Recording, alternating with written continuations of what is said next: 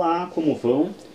Estamos aqui para gravar mais um vídeo, hoje numa posição um pouco diferente aqui, devido ao fato de que vamos gravar um vídeo na área de psicologia infantil, então um pouco mais dentro do ambiente infantil aqui, estou sentado no chão sobre um tapete aqui, e essa é uma posição bem bacana de você brincar com uma criança e de interagir com ela.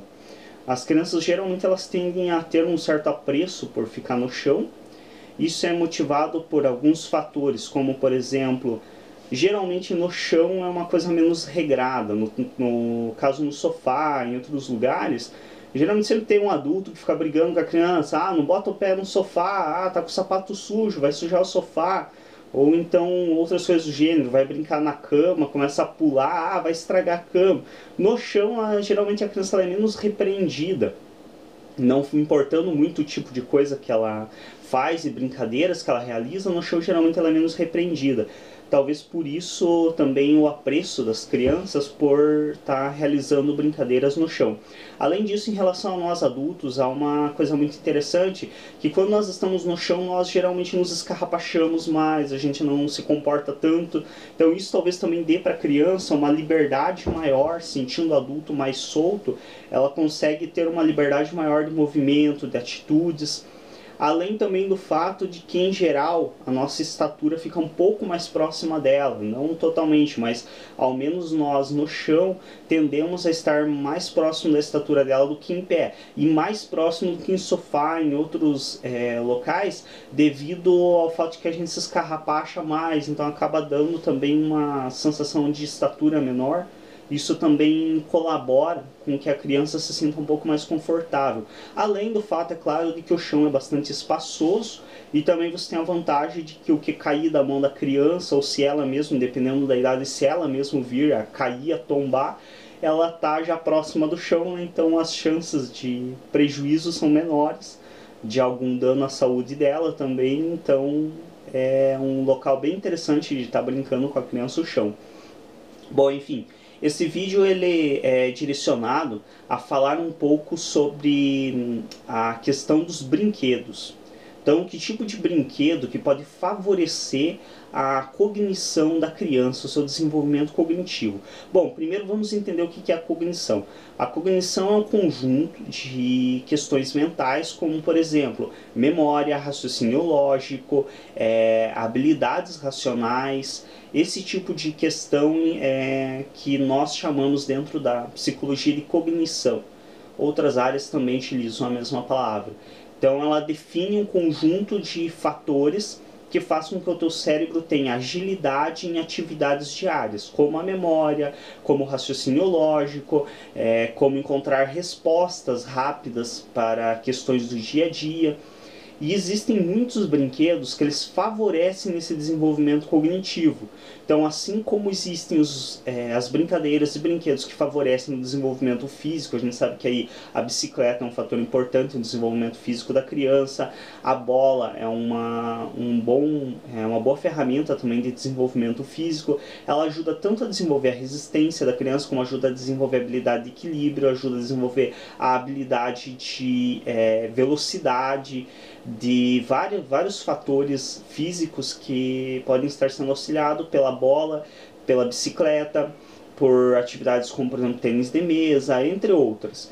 Nós temos várias atividades físicas aí que podem estar desenvolvendo o corpo da criança e que são de suma importância para um crescimento saudável, mas nós também temos muitas atividades e muitos brinquedos que favorecem o desenvolvimento cognitivo. Eu vou estar trazendo alguns deles aqui hoje e o porquê que eles favorecem o desenvolvimento cognitivo. Então a gente vai começar aqui por um bastante clássico e que eu creio que muita gente já teve contato, que são os dominós. Então o dominó ele é um brinquedo que muitos de nós já tiveram contato com ele. Ele consiste nessas pequenas peças soltas aqui, que vão estar sendo utilizadas para o jogo. Então o que acontece? A função, a finalidade do jogo, para quem não jogou, que eu duvido muito, a maioria de nós conhece, mas segue-se cada jogador apanha na mesa, virado, claro, para baixo, a face para não ver que tipo de peça está ali. Cada jogador apanha 7 peças e a intenção é quem ficar sem peça nenhuma na mão primeiro vence. E o que é a ordem de colocação? Por exemplo, quem tem o maior dublê, isso aqui é um dublê, que são duas faces com o mesmo valor, nesse caso é o número 4. Quem tiver o maior dublê começa, então coloca a primeira peça. Na sequência virão peças iguais a esta. Então no caso eu vou colocar uma peça como essa, que tem um 4 também encaixado aqui sobre a mesa, claro, com as peças deitadas.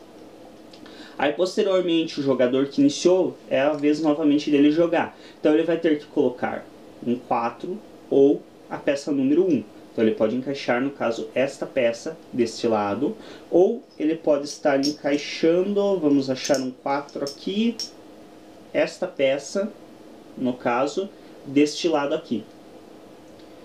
Imagino que a maioria já conheça o jogo de dominó, ele é um jogo bem conhecido, bem antigo também. Qual que é a vantagem do jogo de dominó, no caso? Ele apresenta algumas vantagens. Uma, ele mantém a criança parada. Pode parecer que, falando isso, pode parecer até um pouco estranho, né? Você querer manter a criança parada, já que se costuma dizer que quanto mais ativa a criança for, melhor. De fato, quanto mais ativa a criança for, melhor. Como eu disse, existem várias brincadeiras com essa finalidade, como é o caso de jogo de bola, como é o caso de ciclismo. Então existem várias atividades que estimulam a criança a estar se movimentando. Isso é importantíssimo para o desenvolvimento dela. Isso favorece no seu desenvolvimento físico, isso favorece nas suas habilidades de equilíbrio, nas suas habilidades de movimentação, todo o que é necessário para a sua vida adulta e para o seu desenvolvimento infantil.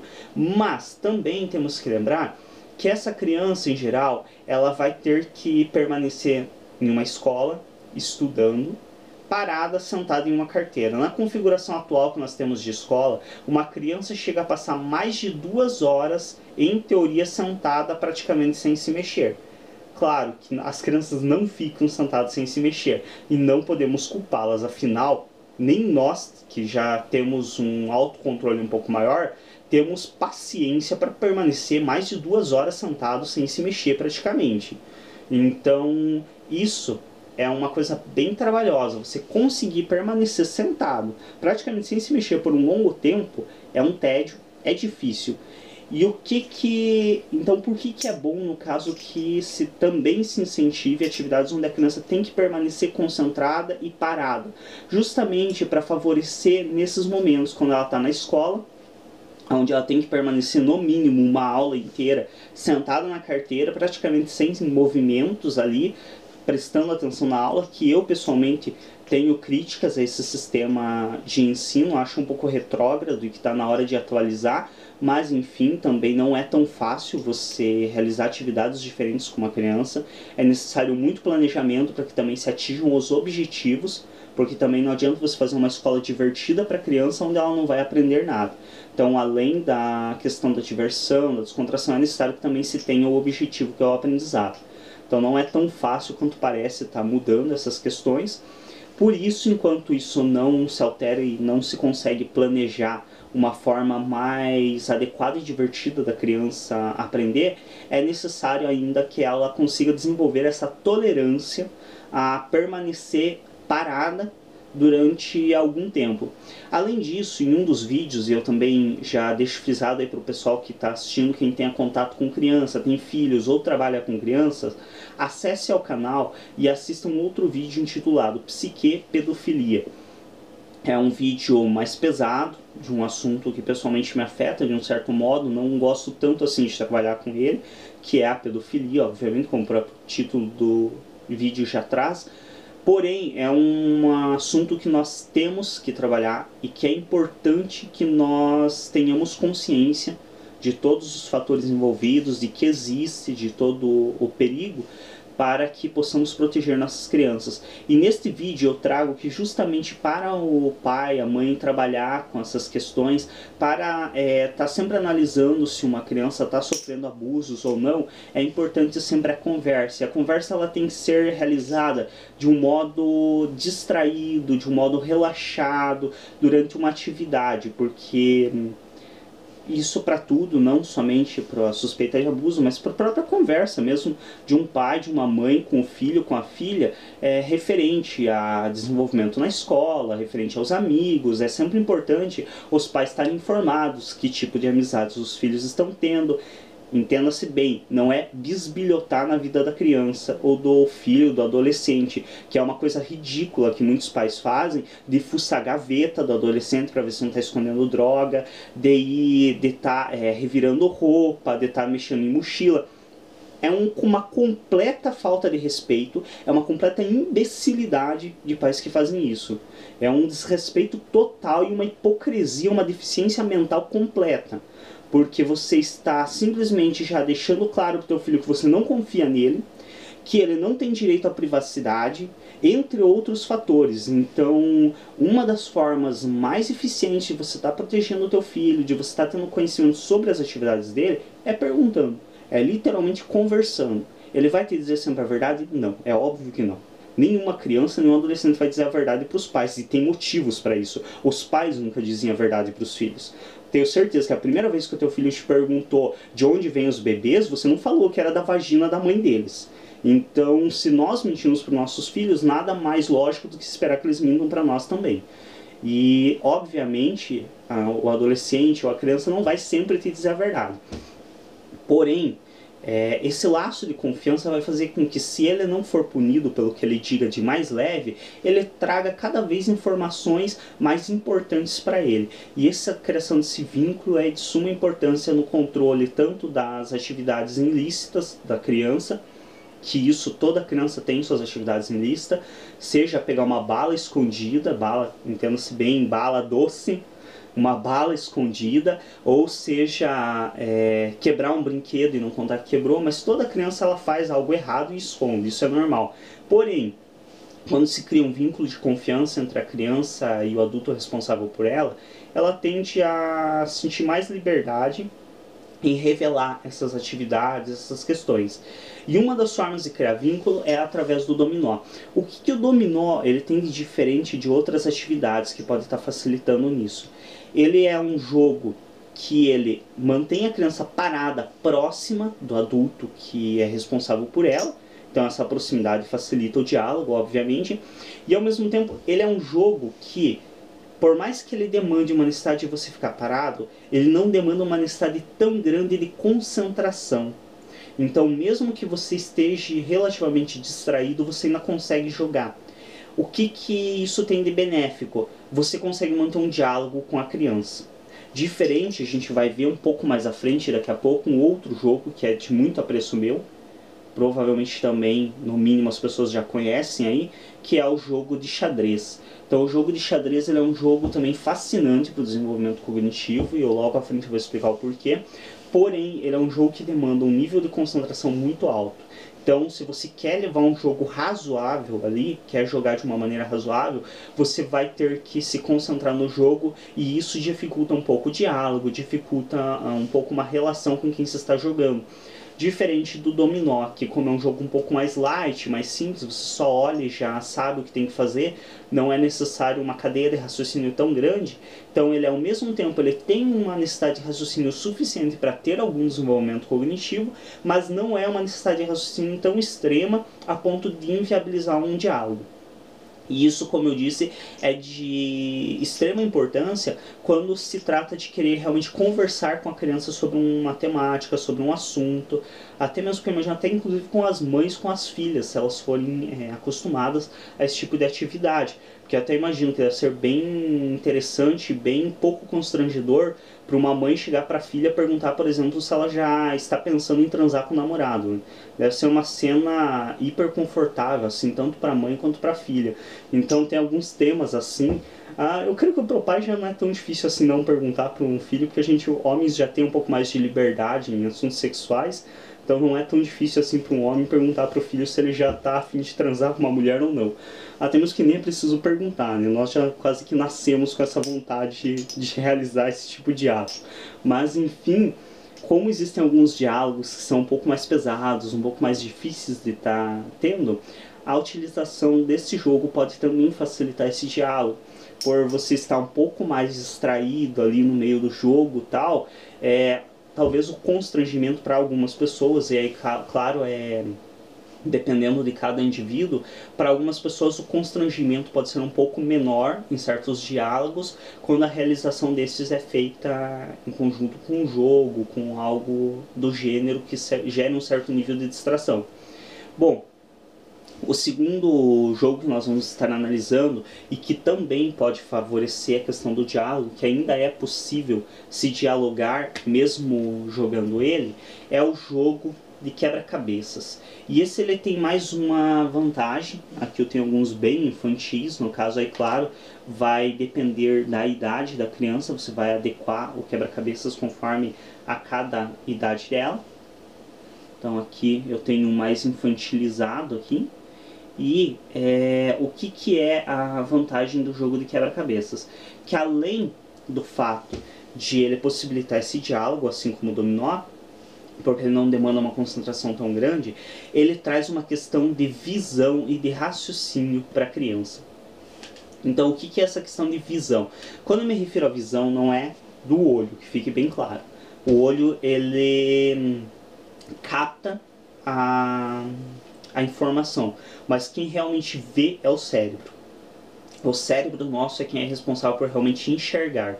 O olho, ele apenas capta a informação e transmite para o cérebro. É como se fosse a câmera, por exemplo, e um monitor. Você tem a câmera que capta a informação, mas você não vê a informação na câmera, você vê a informação no monitor. Então é como se fosse algo, fazendo assim uma analogia bem tosca, mas para quem não tem conhecimento na área de neurologia, é o que facilita um pouco estar tendo a compreensão. Então é como se fosse uma câmera e um monitor. A câmera capta, que é o nosso olho, e o monitor, que é o cérebro, vai formar a imagem. Então é assim que funciona a nossa mente. E a questão de ver com o cérebro, realmente, o quebra-cabeças ele ajuda muito. Por que o quebra-cabeças ele ajuda? Porque quando o sujeito ele vê as pequenas partes e depois vê o todo, isso dá uma dimensão, principalmente para a criança que ainda está no seu desenvolvimento, ali no início muitas vezes do seu desenvolvimento, ele dá uma noção da parte e do todo, uma noção de micro e de macro. E principalmente você pode dar para a criança uma dedução do macro a partir do micro. Isso é muito importante para o desenvolvimento da criança. O que é macro e o que é micro? Micro é uma pequena parte e macro é o todo. Então é você deduzir o todo a partir de uma pequena parte. Isso é útil em várias atividades, em vários trabalhos, em várias questões, inclusive na escola, questões na academia, se futuramente, e espera-se, claro, que a criança vai entrar para uma faculdade, isso já vai refletir muito no seu desenvolvimento. Parece até um pouco bobo, né, falar de atitudes que podem influir na faculdade para uma criança de 5, 6 anos. Acreditem, não é. Você está nos 5, 6 anos na fase ali, segundo a visão agora bastante psicanalítica, você está na fase máxima de desenvolvimento de um indivíduo.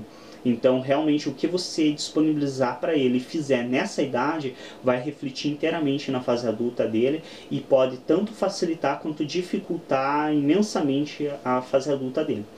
Então, aqui nós temos, como eu já mostrei, o quebra-cabeças, e eu vou explicar um pouco da questão do macro e do micro agora. Então, digamos, eu vou retirar aqui uma peça. Aqui. Eu retirei uma peça do meu quebra-cabeças. Deixa eu me aproximar um pouco mais da câmera para estar dando uma visualização melhor. Então, essa é a peça que eu retirei do meu quebra-cabeças. O que eu posso estar realizando junto com a criança com essa peça, e principalmente, importante, obviamente, antes dela conhecer o quebra-cabeças dela montar, já que depois que ela concluir a montagem, vai ser um pouco mais óbvio para ela realmente o que quer dizer o quebra-cabeça, não vai ser tão fácil realizar essa atividade. Mas inicialmente, a primeira vez que ela vai montar o quebra-cabeças, qual que é uma das coisas que você pode incentivar a criança e que vai estar favorecendo o desenvolvimento cognitivo dela? Por exemplo, nesse quebra-cabeças, nós podemos ver aqui uma pequena parte em azul. Eu que já montei, obviamente, conheço a imagem, sei que é um rio. Mas a primeira vez que a criança vai montar, é útil você estar questionando ela. Por exemplo, e obviamente aí questionando, se entenda-se em tom de brincadeira, de desafio, não também uma coisa chata e tediosa aí que vai irritar a criança. Então você pode estar questionando ela, por exemplo, o que será que é essa parte azul? O que será que é? O que forma a imagem desse pedacinho azul? Isso faz com que a criança, a partir do micro, ou seja, de uma pequena parte, ela subentenda o macro, o todo. A mesma coisa referente a outra imagem, aqui debaixo, essa em amarelinho aqui, que na verdade é uma ponte. É um pequeno pedaço de uma ponte. Aqui em cima nós temos uma flor. Então você veja, em uma única peça de quebra-cabeças, tem o gramado ali também, o rio, a ponte, o gramado. Em uma única peça de quebra-cabeças, você veja quantas informações e quantos detalhes é possível você estar trabalhando com a criança. Então você pode trabalhar com ela, aqui inclusive tem uma outra ponta de uma flor, se você reparar nessa partezinha aqui do canto. Então você veja quantos detalhes você pode estar trabalhando junto com a criança e estar ajudando ela a subentender a figura toda a partir de um pequeno pedaço. Como eu disse, isso para uma visão de micro e macro é importantíssimo e vai desenvolver o nível cognitivo da criança em vários aspectos. Aí, claro, o quebra-cabeças também é importante se dizer que esse quebra-cabeças que eu apresentei aqui, como eu disse antes, é extremamente infantil, é um quebra-cabeças aí para crianças bem jovens mesmo. Se você apresentar um quebra-cabeça desse para uma criança mais velha, tende ela a montar muito rápido, perder o interesse e achar muito boba a brincadeira. Mas aí nós temos quebra-cabeças de diferentes níveis, inclusive quebra-cabeças direcionados a um público adulto, onde você tem, por exemplo, quebra-cabeça no mapa Mundi, que já tem um nível de dificuldade bem maior de montagem. Geralmente são quebra-cabeças grandes e com peças pequenas, então você tem um número grande de peças para serem montadas, além da extrema dificuldade óbvia de se montar um mapa mundi. Você tem quebra-cabeças de locais históricos do mundo, tipo coisas bem conhecidas como as pirâmides do Egito, coisas do gênero. Você tem diversos imagens de quebra-cabeças e níveis. Então você tem desde os níveis como esse, são quebra-cabeças mais bobos para crianças, para iniciantes, que são de fácil montagem e com peças, com um número de peças pequenos, até quebra-cabeças aí de 2.500, 3.000 peças. Quebra-cabeças que formam imagens gigantescas, aí de mais de 1 metro de tamanho. Então, aí, claro, você tem que adequar cada quebra-cabeça à idade da criança. Porque se você trouxer para a criança uma atividade que seja muito fácil, ela vai se entediar rápido e vai achar muito boa a atividade. Já se você trouxer uma atividade de um nível de dificuldade muito extrema, que esteja para além da capacidade de realização dessa criança, ela vai se sentir frustrada com o fato de não conseguir realizar a atividade e vai desistir logo. Então ela vai iniciar essa atividade, vai ver que não é capaz de conseguir e vai abandonar. Diferente de nós adultos que ficamos batendo na mesma tecla, insistindo, muitas vezes até de uma maneira meio exagerada e que acaba não levando a nada, a criança ela não fica dando murro, em geral não fica dando murro em ponta de faca. Então se ela não conseguir realizar a atividade, ela larga a mão e vai fazer outra coisa. Então também é importante que o nível de dificuldade seja razoável para desafiá-la, mas não que seja impossível de ser realizado por ela. E isso você vai ver na própria caixa dos brinquedos, ele traz idades adequadas. O vendedor, geralmente, se for um bom vendedor, ele também tem conhecimento de que para tipo de público que é direcionado aquele brinquedo especificamente. E, bom, enfim, é isso do quebra-cabeças, acho que é o mais importante de ser destacado. E agora vamos falar sobre uma outra ferramenta de desenvolvimento cognitivo e de realização de apreço pela criança por uma área que é difícil ter apreço e que eu pessoalmente não sou o maior fã, vou confessar, que é a área de matemática. Então, para quem não conhece, isso daqui é um ábaco. Vou aproximar um pouco mais da câmera aqui para ficar mais visível. Então, o ábaco, ele é um instrumento de cálculo. Ele é bem antigo já. Ele vem aí da antiga China, se eu não me engano, em torno de uns 4.000 anos atrás. Então, é uma ferramenta de cálculo extremamente antiga.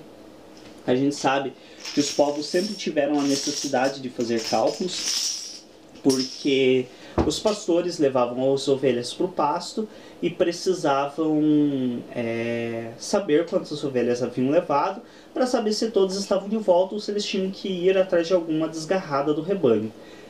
Então, desde o início da história da humanidade, sempre foi necessário se fazer cálculos. E essa foi uma das ferramentas que ao longo dos tempos foram muito úteis para a realização de cálculos. Hoje a gente, além de já ter a calculadora, ter o computador, ninguém mais faz no papel e caneta, mas é possível também, claro, realizar os cálculos no papel e caneta, mas devemos lembrar que esse instrumento ele era utilizado em uma época onde não se tinha tão facilmente acesso a papel e caneta. Devemos lembrar que caneta, 4.000 anos atrás, não existia de nenhum tipo, nem mesmo as de pena. E papel também não existia, não se existia um processo da celulose, da madeira, então realmente não existia o papel. O que existia eram formas de papiro, algumas gravuras em pedras, em tábuas, então nem preciso falar o quanto era difícil se utilizar esse tipo de material. Então o ábaco era uma boa opção. O ábaco, o que ele é importante? O ábaco ele tem uma grande importância porque ele faz com que os cálculos se tornem um pouco mais divertidos. O cálculo que em geral para a maioria é chato. Isso eu falo a partir da minha perspectiva, como eu falei, não sou o maior amante de matemática, mas gosto do ábaco. E ele pode favorecer, se a criança não amar a matemática, vamos a tolerar ela um pouco mais, que a gente sabe que a matemática é uma coisa bem apaixonante, literalmente, porque é uma questão de paixão mesmo, ou você ama ela ou você despreza ela ao extremo. Dificilmente alguém é razoável com a matemática, a maioria ou gosta ou detesta, e o ábaco ele pode favorecer ao menos a você estar apreciando um pouco mais. Então, obviamente, esse ábaco eu que fiz para minha utilização. Então, como eu sou um adulto, então subentende-se que eu tenho um pouquinho mais de noção e de responsabilidade. Ele tem cantos de madeira, óbvio que ele é de madeira, mas ele tem cantos na madeira que podem estar ferindo. Ele tem arames que podem machucar. Como eu sou um adulto responsável, subentende-se que eu não vou me cortar. Ops! Não, brincando. Mas como eu sou um adulto, subentende-se que eu não vou me ferir com ele, por isso eu não tive todo o cuidado de eliminar as pontas, os arames e tal. Mas, obviamente, quando você vai disponibilizar um instrumento como esse para uma criança, é importantíssimo você verificar isso no momento da compra. Então, verificar se a madeira não tem cantos afiados, se não tem arames, se os bagos não podem ser retirados facilmente. Então, se essa haste que segura as contas, se essa haste não pode ser removida facilmente, a criança vai acabar, além de estragando o brinquedo, tendo acesso às contas soltas, que não é uma boa ideia ela ter acesso. O tipo de ábaco também, porque existe um modelo de ábaco que ele originalmente ele já vem com as contas soltas. Então é um modelo de ábaco que ele não tem essa parte de cima. Então ele tem as hastes com as contas, mas essas contas podem ser removidas. Isso é péssimo para a criança. É o pior dos piores modelos de ábaco para você dar para uma criança. Eu entendo, ele é um ábaco que ainda é construído nesse modelo, porque realmente ele existiu dessa forma, mas devemos lembrar que era uma ferramenta direcionada a um público adulto para realizar contas, não era um brinquedo em sua época. Então esse tipo de ábaco, na época era bastante útil. Porém, hoje, para uma criança, ele não é adequado, ele não é legal.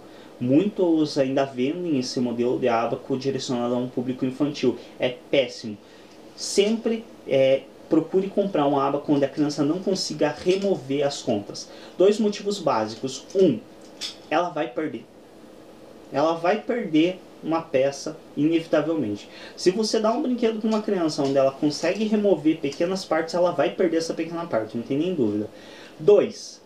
Há uma grande possibilidade de que ela perca essa pequena parte dentro do estômago dela. Então é péssimo, evite brinquedos onde a criança possa retirar pequenas partes. Inclusive o próprio dominó que eu mostrei anteriormente, é bem bacana que você esteja fornecendo esse brinquedo para uma criança ou sob a sua supervisão, você vai estar conferindo o que ela está fazendo com essa peça, ou então depois de uma certa idade, porque isso aqui também, se ela colocar na boca e tentar engolir, talvez até nem passe na garganta, mas existe uma certa possibilidade dela se afogar, sufocar, então é importante estar cuidando com isso também. Então a supervisão no adulto já ajuda, buscar talvez também um dominó com peças maiores do que essa, que realmente seja completamente inviável a criança engolir. Então esse tipo de cuidado pode estar ajudando. O quebra-cabeças mesma coisa também possui partes pequenas, então é importante que se dê a noção no mínimo para a criança de que ela não deve engolir essas partes. Mas enfim, o ábaco então é uma ferramenta útil. Eu não vou ficar ensinando muita coisa a respeito dele, porque tem outros vídeos aí na internet direcionados a esse aspecto. Existem materiais impressos, também escritos, que você pode encontrar de como utilizar. Basicamente, para fazer conta, então aqui são unidades. Aqui são unidades de dezena, aqui unidades de centena, aqui unidades de milhar e assim vai por diante. Unidades de dezena de milhar, de centena de milhar. Então, como que você representa a numeração no ábaco? Você tem, por exemplo, a unidade. Então, 1. A unidade de dezena, 10, 20, 30. A unidade de centena, 100, 200. Então, aqui eu teria 231. Aí eu vou fazer uma somatória. 231 mais 127, por exemplo. Então, 231 mais unidade de centena, 132, 4, 5, 6, 7. 137. Como que eu vou ler o resultado? 3 unidades de centena. Então, 368. 368 resultado. Então, é a forma de utilização para soma. Para subtração é praticamente a mesma coisa, a única diferença é que ao invés de acrescentar valores, você vai retirar. Então, eu tenho aqui 232, eu vou retirar 111, desculpa. Eu vou permanecer com 121. Então, é a mesma coisa, simplesmente inverte o sistema ali. Então, o ábaco, uma coisa importante também, muita criança tem essa ferramenta e não faz ideia de para que serve.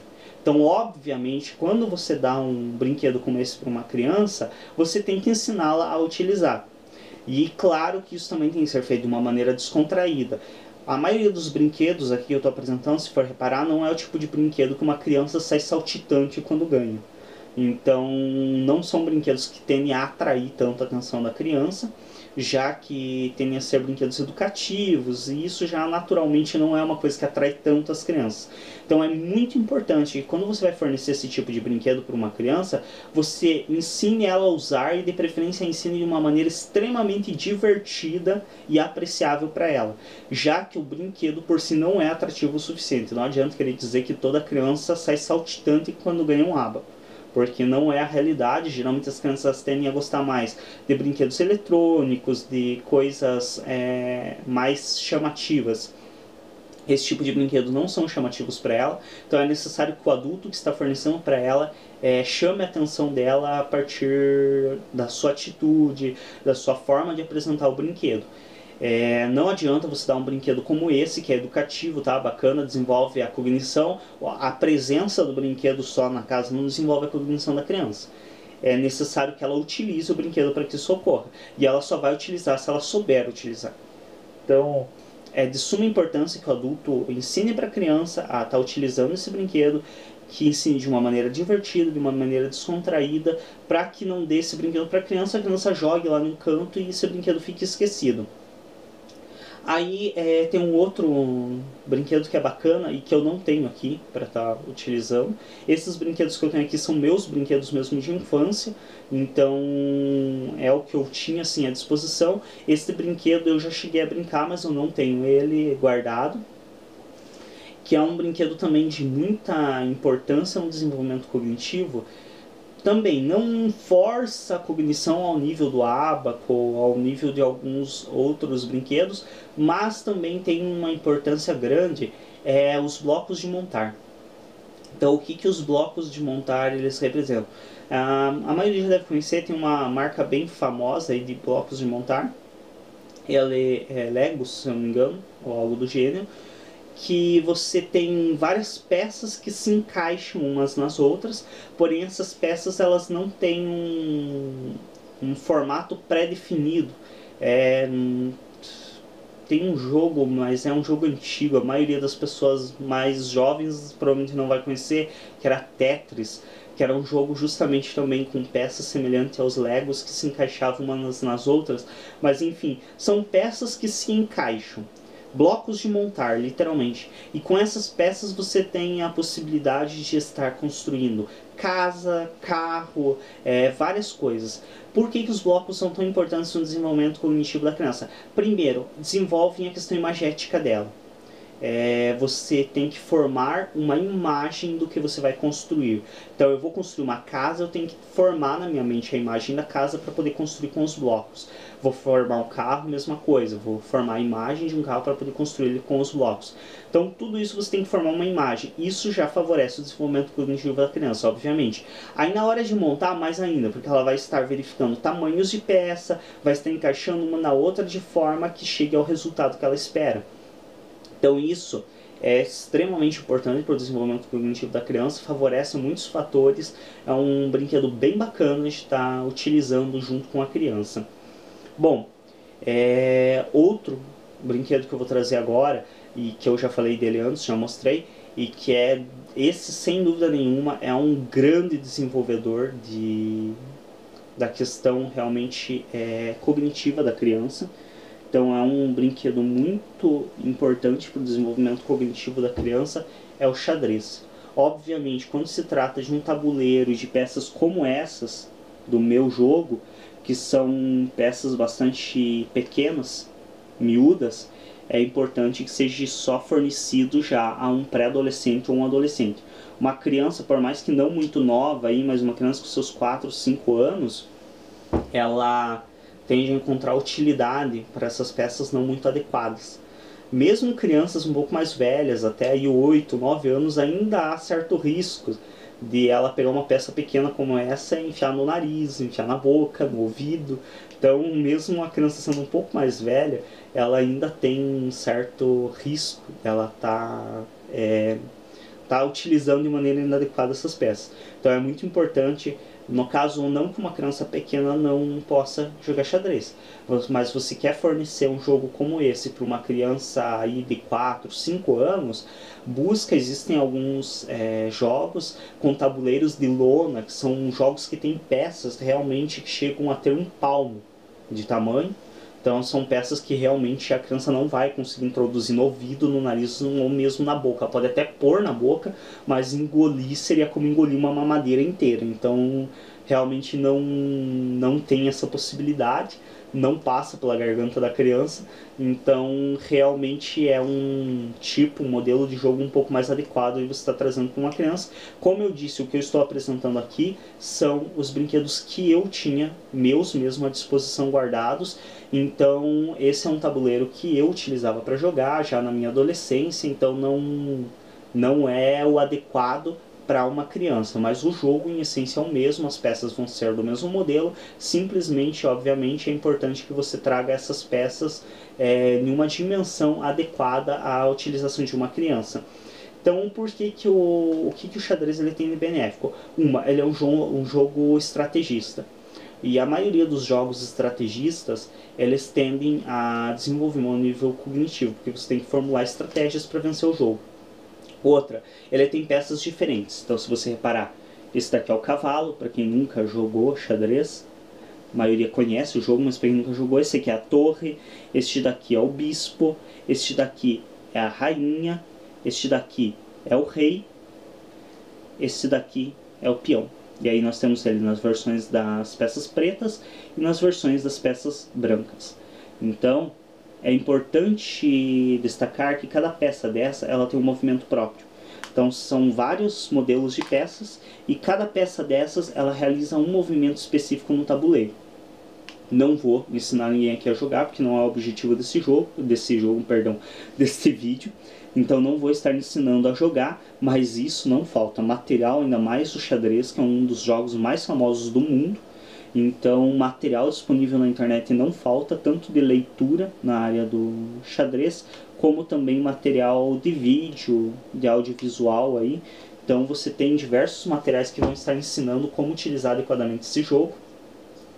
Como eu disse, é um jogo que, pelas peças serem todas diferentes e terem movimentos específicos, ele auxilia a criança tanto na memorização dos movimentos das peças, como na formulação de estratégia.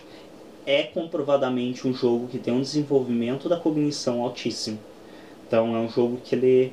Porém, é um jogo que tende a ser um pouco mais tedioso e não interessar tanto assim a criança. Então não é um jogo que desperta tanto o interesse de muitas crianças. As crianças que já tendem na sua construção infantil a ter algum tipo de apreço por jogos cognitivos, por leitura, por coisas que demandam uma concentração um pouco maior, elas tendem a gostar do xadrez. Crianças que gostam mais de atividades físicas e menos de atividades mentais, não se concentram muito em leitura, não dão muita atenção para esse tipo de atividade, elas tendem a não apreciar o xadrez. O xadrez ele tem também a desvantagem de que quando o adulto está jogando com a criança, ou uma criança com a outra, o diálogo é um pouco mais complicado. Então ele demanda um nível de concentração bem alto. Então se você quer fazer um jogo bacana, você dificilmente vai conseguir dialogar com a outra pessoa ao mesmo tempo que joga, porque você tem que estar muito concentrado nos seus pensamentos. O que é importante também salientar de todos esses jogos são sugestões. Então não adianta você forçar teu filho a jogar xadrez, por exemplo, porque desenvolve o nível cognitivo. Teu filho, além de odiar o xadrez, não desenvolver um nível cognitivo, vai desenvolver um tremendo ódio por você. Então é uma babaquice você querer enfiar a garganta abaixo numa criança uma brincadeira ou uma atividade. É como eu disse, você tem a opção de apresentar essas atividades para a criança e apresentar de um modo alegre, de um modo descontraído, de maneira a chamar a atenção dela para essas brincadeiras. Mas, se ela não demonstrar interesse, realmente não adianta insistir. Cada criança tem apreço por um tipo de realização de atividades e ela vai se desenvolver perfeitamente na realização da atividade dela.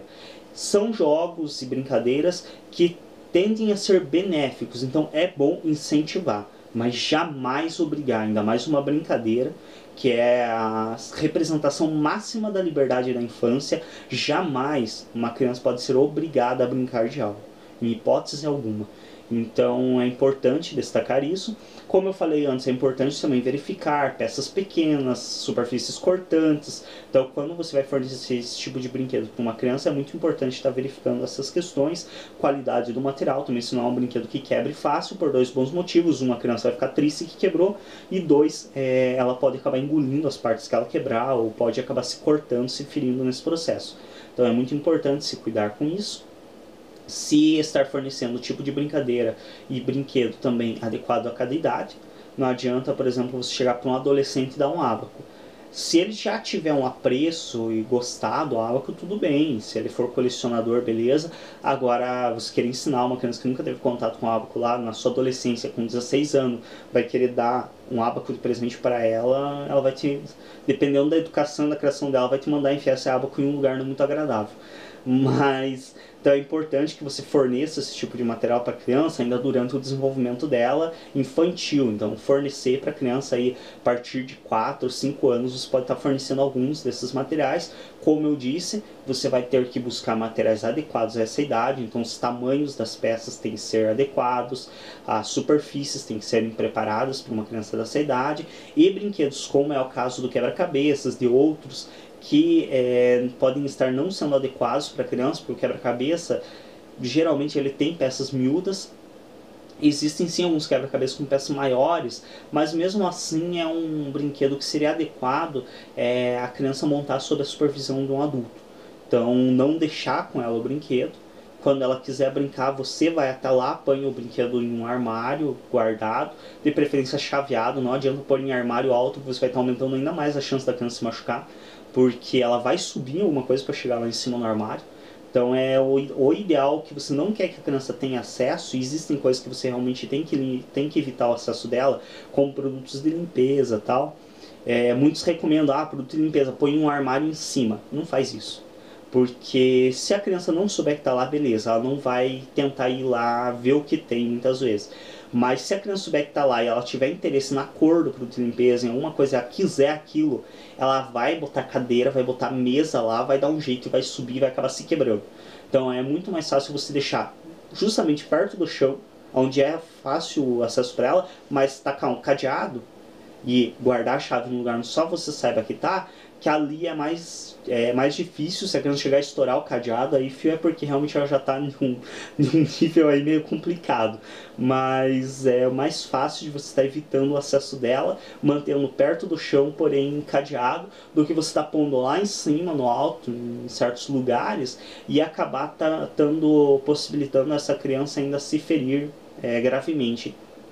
Uma das possibilidades, por exemplo, de limpezas, coisas que não pode realmente ter o acesso da criança, como água sanitária, soda cáustica, esse tipo de material que só da criança tocar já pode gerar queimaduras, situações gravíssimas. Seria bacana que esteja dentro de uma lavanderia, de um quarto específico só para isso, e esse quarto permaneça chaveado até a idade adequada, aí, a partir de uns 7, 8 anos, a criança já tem plena compreensão de que ela não pode beber nada do gênero, que ela não pode pegar em certas coisas porque são corrosivas, são ácidas. Isso, se ela for adequadamente instruída, a partir de uns 7, 8 anos ela já sabe. Então você tem que evitar aí crianças de 4, 5 anos terem acesso a esse tipo de material. Bom, enfim, todos os brinquedos aqui que eu trouxe, como eu disse, são brinquedos que desenvolvem o nível cognitivo de uma criança. Obviamente existem outros brinquedos aí que também são úteis nessa tarefa. Eu trouxe os que me são mais de apreço e que eu tive acesso. Então eu, ao longo do meu desenvolvimento mesmo, eu tive acesso a esses brinquedos e por isso eu os trouxe.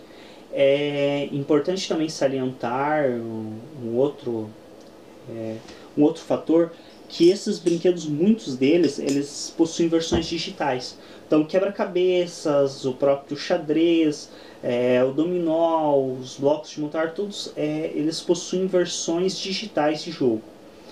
O que acontece? A versão digital ela é interessante, por exemplo, em uma viagem, para você estar distraindo a criança. Uma viagem também é algo extremamente tedioso. Essa criança ela vai permanecer às vezes dentro de um carro aí por 2, 3 horas sem fazer nada, se não mais. Então é uma situação extremamente tediosa para a criança, e aí sim pode estar sendo útil você estar apresentando para ela jogos eletrônicos com a finalidade de descontração, de distrair. Mas no uso diário dela, na casa, em ambientes comuns, onde ela tem como ter acesso a esse tipo de jogo físico, eu considero totalmente desprezível e limitar assim, o resultado do brinquedo em muito você utilizar versões digitais. Eu realmente não aprecio nem um pouco. Não tenho nada contra a tecnologia em si, apesar de que muitas vezes ela tem algumas coisas contra a minha pessoa, mas eu não tenho nada contra. Realmente, como eu disse, em uma viagem é algo útil, é algo importante, pode ser estar sendo utilizado, mas na casa onde você tem acesso ao brinquedo físico em si, ele exerce um fator importantíssimo. Há sim uma grande diferença entre você brincar com algo físico que você pega, que você desenvolve outros sentidos como o tato, o olfato, a visão de 3D, você desenvolve vários outros sentidos em conjunto com a cognição. É importantíssimo isso diante do brinquedo físico. Então a peça, o tocar, o sentir a peça, o sentir a textura, a temperatura da peça. Por exemplo, a peça de dominó, ela tende a ser um pouquinho mais gelada do que a madeira do ábaco, por exemplo, tende a ser um pouco mais quente. Ainda assim, ela não é tão gelada como, por exemplo, a plataforma do tabuleiro de xadrez, que é de metal, então é mais gelada ainda, que por sua consequência, a parte de trás, que é plástico, é um pouco mais quente. Então isso tudo, essa questão de temperatura, de textura, de cheiro, é importantíssimo no desenvolvimento cognitivo da criança. A própria questão de analisar as saliências, os defeitos da peça, tudo isso desenvolve fatores importantíssimos na criança.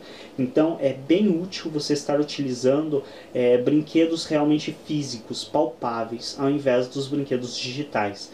Então, não que os digitais devem ser eliminados, que nem eu comentei, em situações e locais onde você não pode estar tendo acesso ao material físico, é um bom recurso você estar utilizando o material digital. Por exemplo, em uma viagem, você não vai levar tudo isso dentro do carro. Até mesmo porque, geralmente, você vai montar um quebra-cabeça dentro do carro, tende as peças escorregar, se espalhar, então realmente fica inviável. É muito mais fácil você montar um quebra-cabeça no celular ou no computador.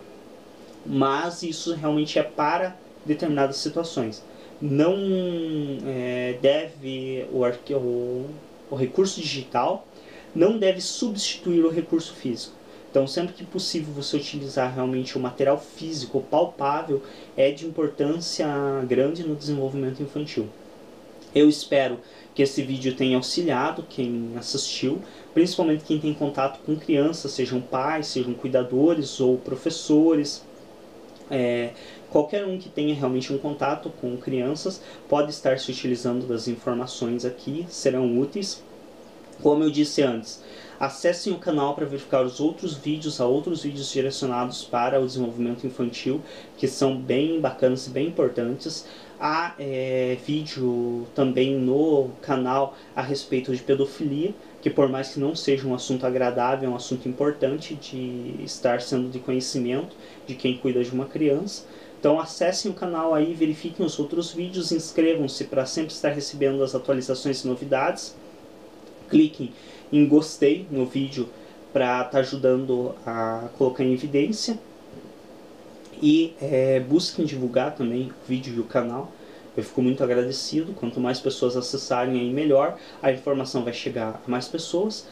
Vocês podem ver que o meu canal ele não tem propaganda, ele não tem material de divulgação de produtos, nada, porque a intenção realmente desse canal é levar informação para as pessoas.